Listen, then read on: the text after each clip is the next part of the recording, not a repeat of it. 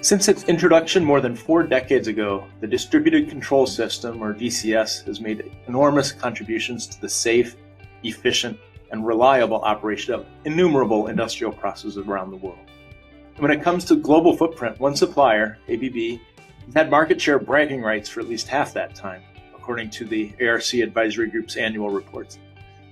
It should come as no surprise then that ABB is paying very close attention to the technological and demographic winds of change that are really reshaping how automation gets done in the 2020s and beyond. Hello, this is Keith Larson, editor of Control Magazine and ControlGlobal.com, and welcome to this Solution Spotlight episode of our Control Amplified podcast, sponsored today by ABB. With me today to talk about the forces reshaping the DCS landscape and how ABB is responding to them is Mark Taft, ABB Group Vice President responsible for the company's process control systems offerings worldwide. Welcome, Mark. A real pleasure to chat with you today. Thanks, Keith. I appreciate the opportunity. Yeah, well, it's great. It seems the industry has been talking about open, quote unquote, in the context of DCS technology ever since someone bolted a Unix-based operating console onto an otherwise proprietary system back in the early 90s. And I know we both go back that far in this industry, so you remember it as well. But at this moment in time, there seems to be a confluence of more user-driven initiatives towards openness, OPAF, and away modular automation, name just a few, that show real promise, and they all seem to be headed in complementary directions. What do you see as the motivating force for some of these movements, and how do you expect they'll affect ABB's DCS offering in the months and years to come? Yeah, this is an important development in our industry. And I think before I talk about the objectives, I think one of the key differences about these initiatives, from my perspective, having been through several of these in the past and watching such standard activities as they've evolved is, I think in the past, most of those standards activities were initiated by and driven by the suppliers. Mm-hmm. And there's been some nominal level of involvement by the customer base, mainly just to check to see that what we were doing made some sense to it. But I think now it's really key to see how involved the customers are, the fact that they have initiated these activities. Mm-hmm. And because of that, I really do feel that there will be a much broader adoption and engagement, and that ultimately they will achieve their objectives. And so if I think about the objectives that they're aiming at, I think that there's two major drivers and some underlying things that are a result of that. Certainly one of the drivers is that some of the customers have been frustrated by the fact that their life cycle costs of supporting their automation assets are higher mm-hmm. than they'd like them to be. And in addition to that with their current control system infrastructure, the cost and agility for innovation is not where they'd like it to be. Sure. So underneath all of that, I think customers, there's no doubt about it, there have been some customers who become frustrated about the fact that when they purchase a DCS, that the costs to maintain that DCS over time are dictated by the supplier, and they feel like they're locked in. And as I said earlier, in addition to that, partly due to this relationship with a single supplier, they feel that the cost and effort to innovate or to add new functionality or to enhance the functionality of their automation has been too high and has taken too long for them to implement. I think the third factor is that our customers' businesses have changed and their strategies have changed over the last 20 years. And the result of that is that they've overhauled the portfolio of products that they want to take to market. Mm-hmm. And that's led to some divestments and some acquisitions. Mm-hmm. And so we have a number of companies who, for years and years and years, focused on one or two suppliers for their automation. And now they're faced with a portfolio of very diverse automation technologies, and this is putting stress, especially on their central support organizations. And I think finally, the customers are looking for a more simplified engineering and commissioning paradigm than what they've been faced with in the past. Mhm. Many of them are finding themselves having to be more agile in reconfiguring their manufacturing processes to deploy new product variants. Mhm. And in addition to that, there are customers building plants in parts of the world that just don't have automation expertise available. And so they need a system that automates the commissioning of those systems and is not so reliant on having expertise on the ground to do that. So I think those are the objectives. Now, how does that affect ABB? I think ABB for the last 30 plus years has invested a lot in ensuring that our existing customers can deploy new technology in an evolutionary manner, and to do so in a way that allows them to continue to utilize the application intellectual investment that they've made and carry that forward through each technology change. Mhm.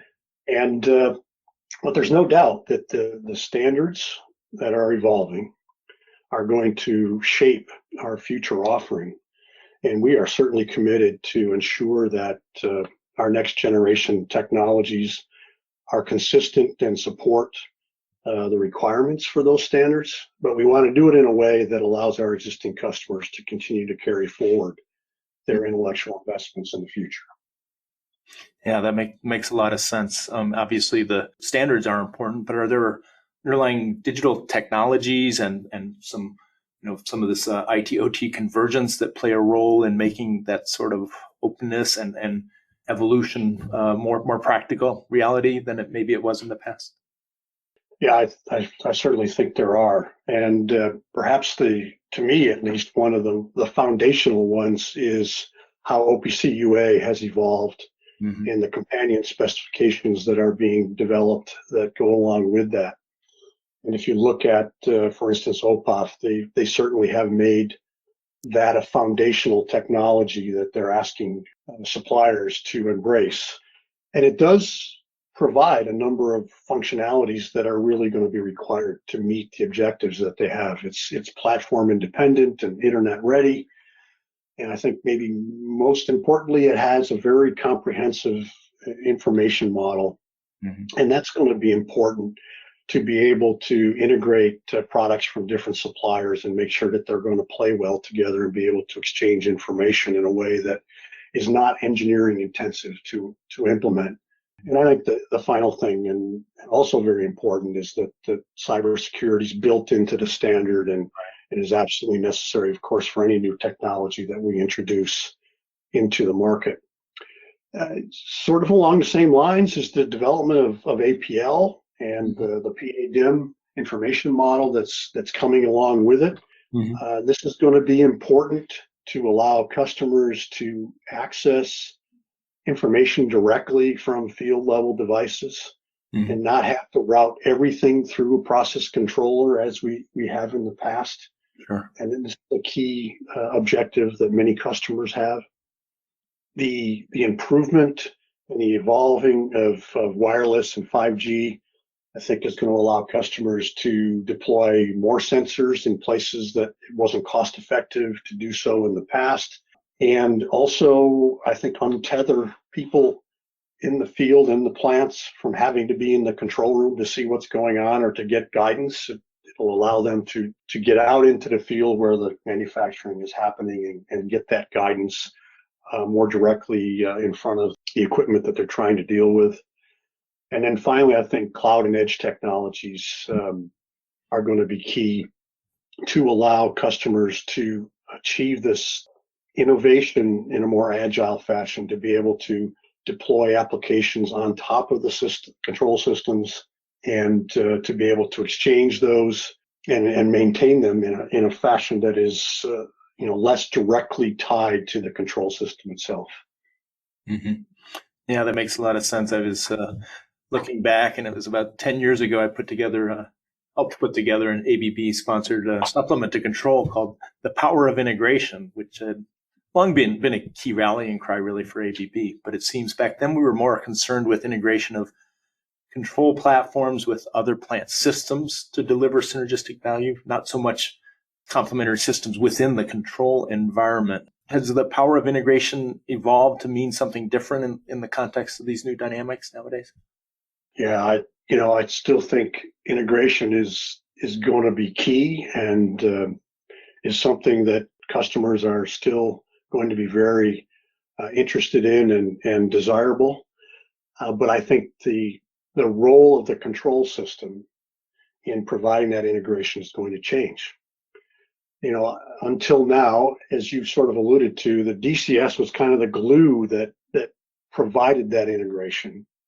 And as such, we were focused on integrating other systems with the control system itself, and then exposing that information in a way that was easier to use for our customers. I think if we look forward, the control system obviously will still be key in providing information from the plant floor.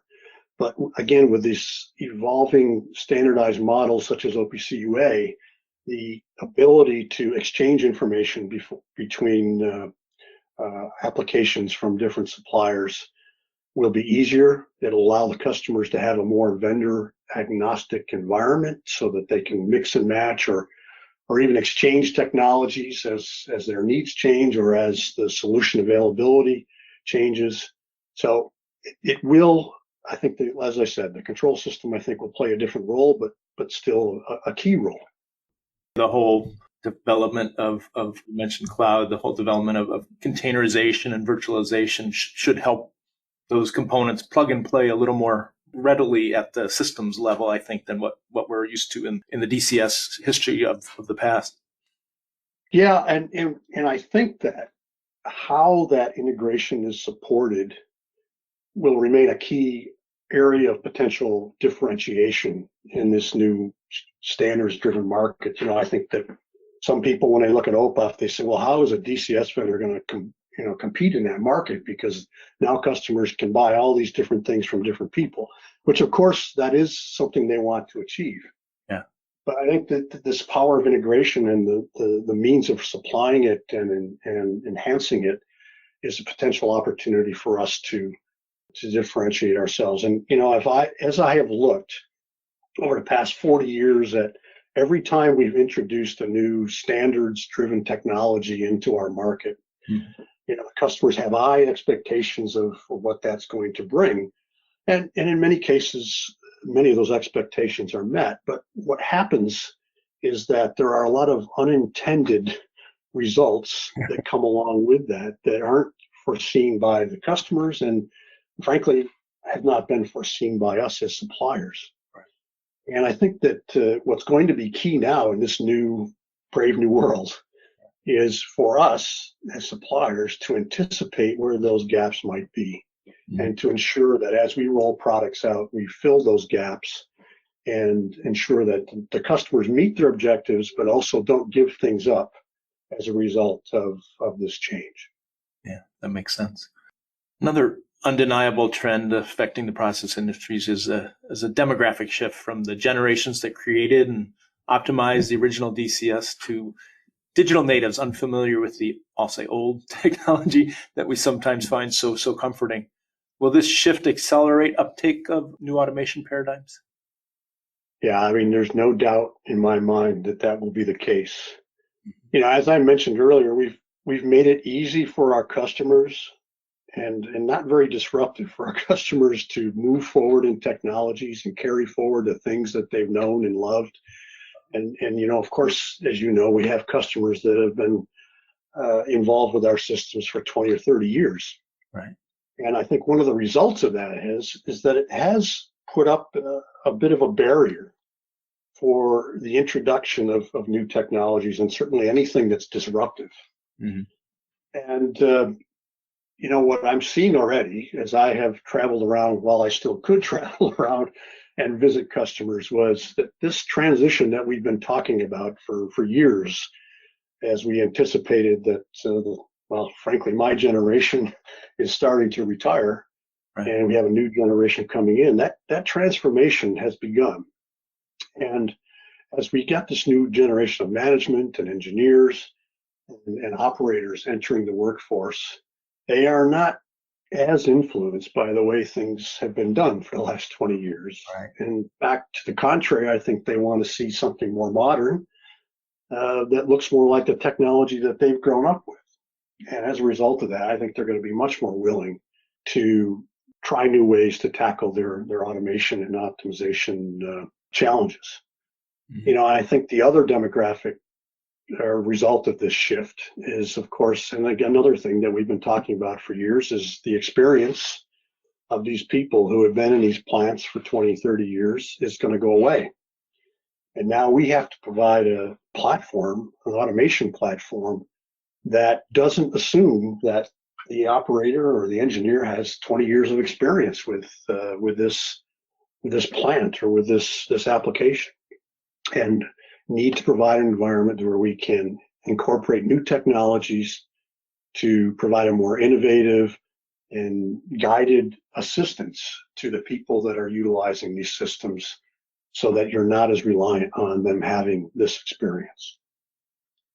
Yeah, I would imagine that the COVID pandemic has also accelerated acceptance of some of those remote access solutions where you're bringing in remote subject matter experts, either from ABB or elsewhere, to assist, as well as other types of artificial intelligence or prompted sort of aids for folks working in the trenches. Have you seen that really affect your business as well and your customers' business?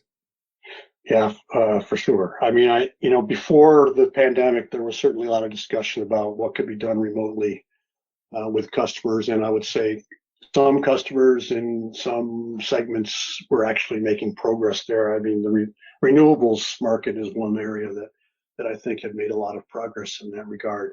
But suddenly, we were all faced, and certainly our customers were faced with, how do I minimize the number of people on the ground in this plant to keep it running, and of course keep it running in an optimal fashion, but without having people on the ground.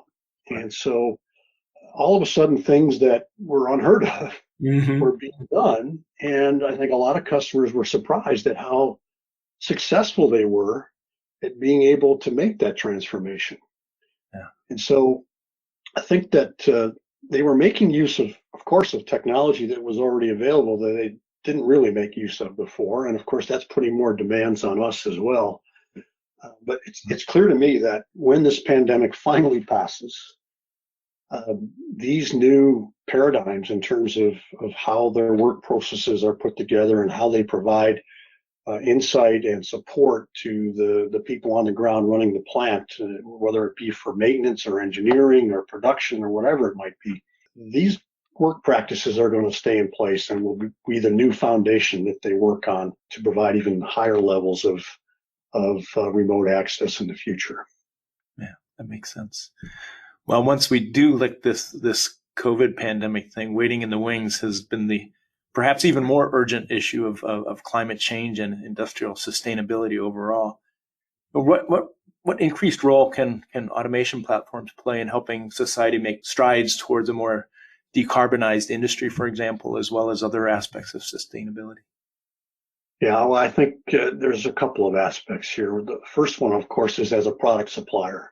ABB has put a keen focus on supporting a low carbon society and has actually set a target to be completely carbon neutral in our operations by 2030. And that means that we need to be able to deliver products that are more energy efficient in their design and are incorporating sustainable materials to help meet that objective. And of course, we'll focus on providing products that have lower cooling requirements and lower power consumption, and the use of recyclable materials, not only in our products, but of course in the packaging that we use to ship them around the world.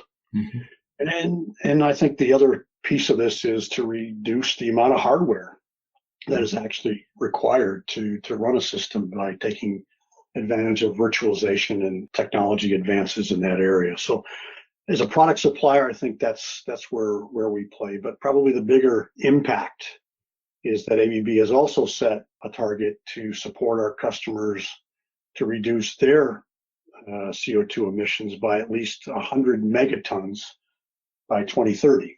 I'm told that's equivalent to about 30 million combustion vehicles. So it's a big number. Yeah.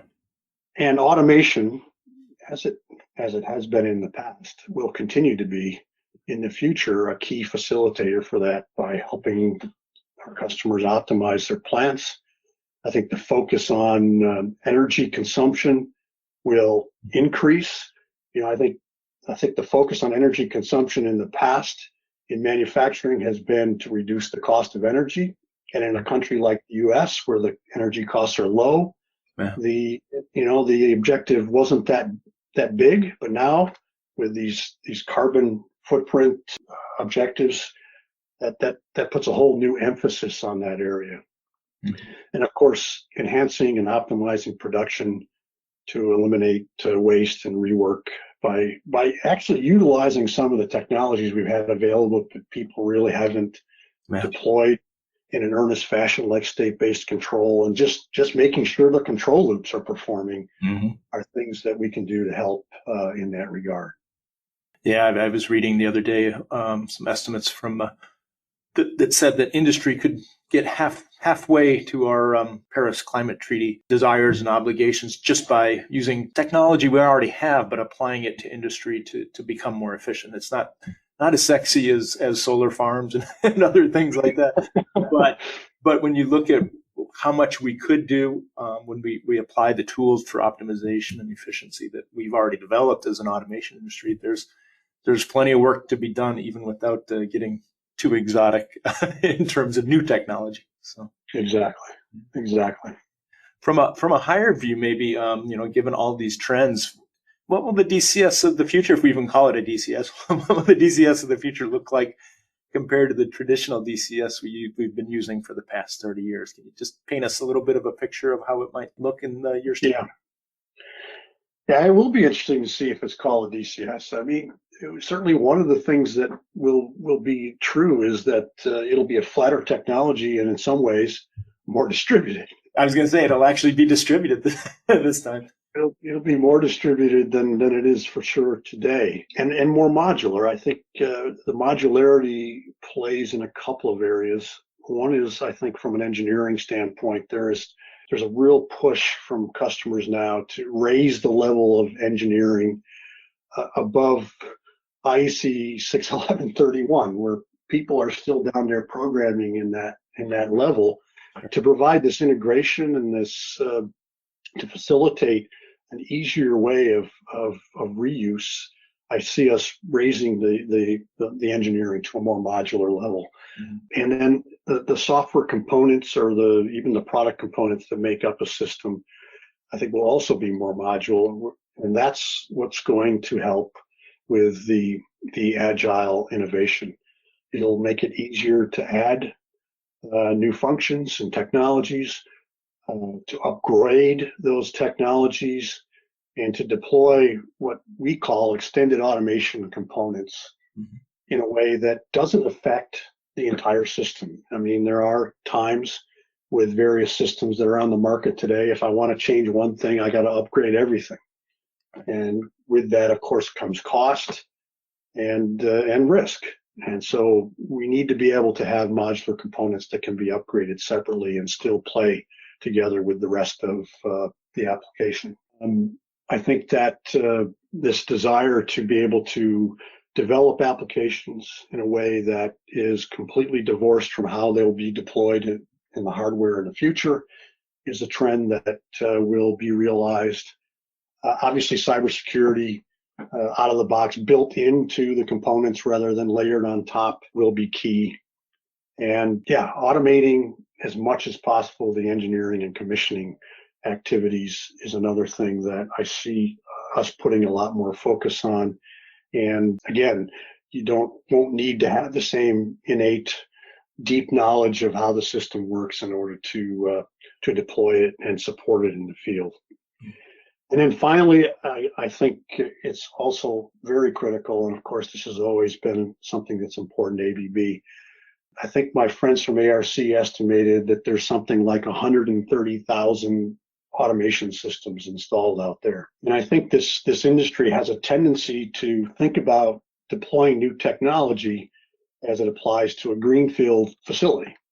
And when you think in those terms and don't consider the 130,000 automation systems out there, you might make decisions that make it difficult to evolve those systems to the future. And from our perspective, that's going to be absolutely critical for us to, again, help our customers make that jump forward to the new technologies, but to retain the intellectual investments they've made to get them where they are today.